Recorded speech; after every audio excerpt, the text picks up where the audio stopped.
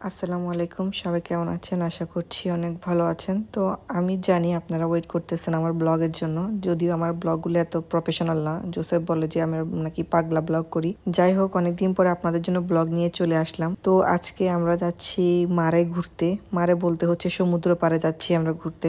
আমরা যে সমুদ্র পাড়ে আসবো এটা আমরা প্রায় 1 মাস আগে থেকে প্ল্যান করে রাখছিলাম, আর তাবিদ সেটা শুনে গেছে কোনো কারণে। এই পুরো 1 মাস আমাদের মাথা খেয়ে ফেলছে সে কখন মারে আসবে, কখন সে পানিতে নামবে, কখন সে পানিতে সাঁতার কাটবে, কখন সে বালু দিয়ে খেলা করবে। প্রত্যেকটা দিন আমাকে আর জোসেফকে জ্বালাইছে যে পাপা আজকে আমরা একটু মারে যাই ঘুরতে, পাপা মার বন্ধ হয়ে যাবে। প্লাস মাইনাস মানে এটা নিয়ে আমাদেরকে মাথা পাগল করে ফেলছিল। পর অবশেষে 1 মাস পরে আমাদের সমুদ্রে আসার দিন ঠিক হলো। মানে হচ্ছে তাবিদ যখন জানতে পারছে যে আমরা কালকেই সমুদ্রে যাব, তো আগের দিন রাতে যখন আমরা ব্যাকপ্যাক করতেছিলাম আমি আর জোসেফ, মানে জোসেফ বারবার বলতেছিল তুমি আর তাবিদ ঘুমাই পড়ো, নাহলে সকালে তাড়াতাড়ি উঠতে পারবে না। কিন্তু তাবিদ কোনো কারণে শুনতেছিল না। তাবিদ বারবারে বলতেছিল আমি দেখবো আমার জন্য কি নিচ্ছ।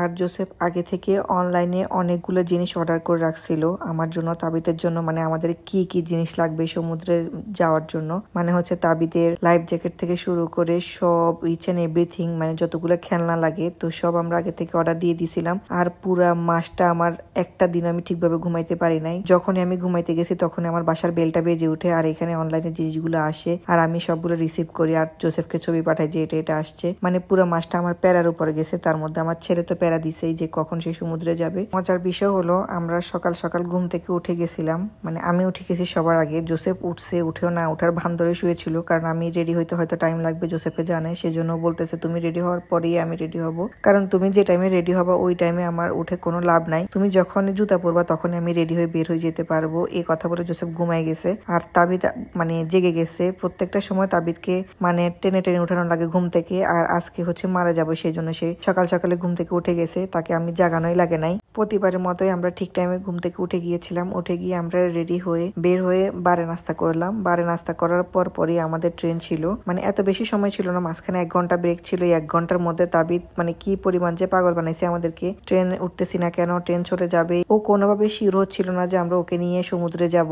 ও ভাবতেছিল হয়তো বা যাবো না বা অন্য কোথাও যাব। মানে ও যতক্ষণ না আমরা ট্রেনে উঠবো, যতক্ষণ আমরা সমুদ্র পাড়ে আসবো ততক্ষণ ওর বিশ্বাসই হবে না। পুরো টাইমটাতে এমন করছে। ইভেন যখন আমরা ট্রেনে উঠছি, ট্রেনে এত টাইম লাগতেছে কেন সেজন্য সে রাগ হয়ে গেছে।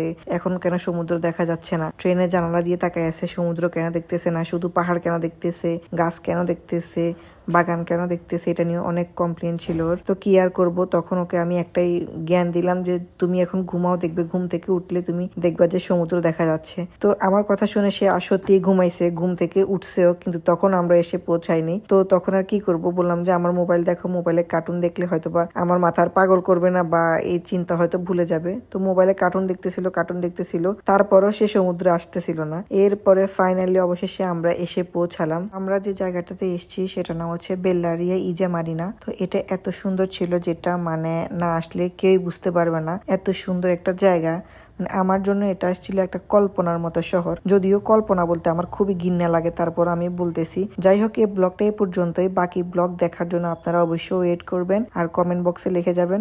তো আজকের জন্য এই পর্যন্তই। আল্লাহ হাফেজ, আসসালামু আলাইকুম।